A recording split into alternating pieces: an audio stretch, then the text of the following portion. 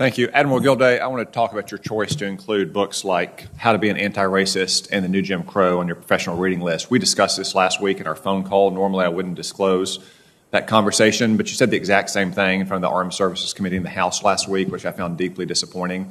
When you're asked questions about this, you characterized it as a criticism of sailors for being weak. That is a straw man. It's not a criticism of sailors being weak. It's a criticism of your decision to include these books on your professional reading list, which ensigns and sailors across your service take very seriously. So I just want to give you a sampling of some of the things that are included in books like this. That the notion that capitalism is essentially racist and racism is essentially capitalist. That the only remedy for past discrimination is present discrimination. The only remedy for present discrimination is future discrimination. That some individuals, by virtue of his or her race, are inherently oppressive or privileged, while others are victimized or oppressed. That individuals can bear some kind of collective responsibility or collective guilt for the actions committed by members of his or her race. Admiral Gilday, how did these books get on your reading list? Sir, I chose a variety of books. There are over 50 books on my reading list to give our sailors a wide range of information from which I hope they can make facts-based decisions on both their ability to look outwardly at potential aggressors like China and Russia, as well as looking inwardly and being honest with ourselves in areas that we need to improve. In talking to sailors over the past year, it's clearly obvious to me and others that the murder of George Floyd and the events surrounding that, the discussions in this country about racism, which go back for years and years and years, are still a painful part of our culture, and that talking about them, understanding them, is the best approach.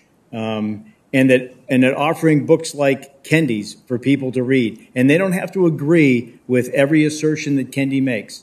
I don't accept every assertion that Kendi makes, and I wouldn't think that all sailors would as well. But they need to be exposed to it so that they're making facts-based. We need critical thinkers in the Navy and throughout the military, in our enlisted force. Again, we not only think outwardly but inwardly, so that they make hopefully objective, facts-based decisions or draw conclusions in a world that it's increasingly more difficult to get an unbiased view at a really tough problem.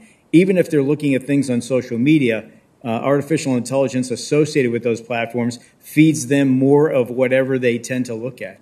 I'm offering them one book among 53 as a different perspective. And it's and you're saying, yes, I agree, there's a lot of information like that on social media and in our culture, and you're saying, as the senior leader of the Navy, that you want 18-year-old sailors and 22-year-old ensigns to read a book that asserts that capitalism is essentially racist. Do you agree that capitalism is essentially racist? Sir, I'm with all due respect, I'm not going to engage without understanding the context of statements like that, but these are the same statements. Admiral, I'm sorry, our time is very limited here.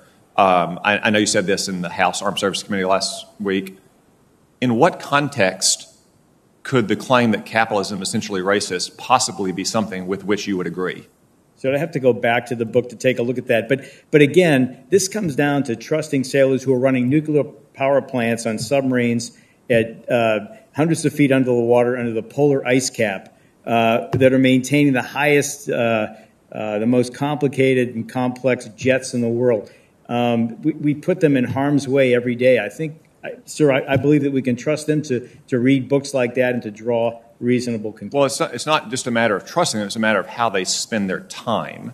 And you, as the Chief of Naval Operations, are suggesting in your professional reading list that it's a worthwhile endeavor for our sailors and ensigns to spend their time reading books like these, as opposed to, say, books on maritime strategy or basic seafaring skills, which also are included on your list. But there's plenty that are not included on your list that I think would also benefit them. I mean, the Navy has had genuine cultural problems now for many years, whether it's the McCain and the Fitzgerald having collisions in the Western Pacific, the Bonhoeffer Shard catching fire in port, the Fat Leonard scandal, a Navy SEAL team being recalled from Iraq because of a breakdown in basic military order, a patrol boat in the Persian Gulf surrendering to what is little more than an Iranian fishing boat.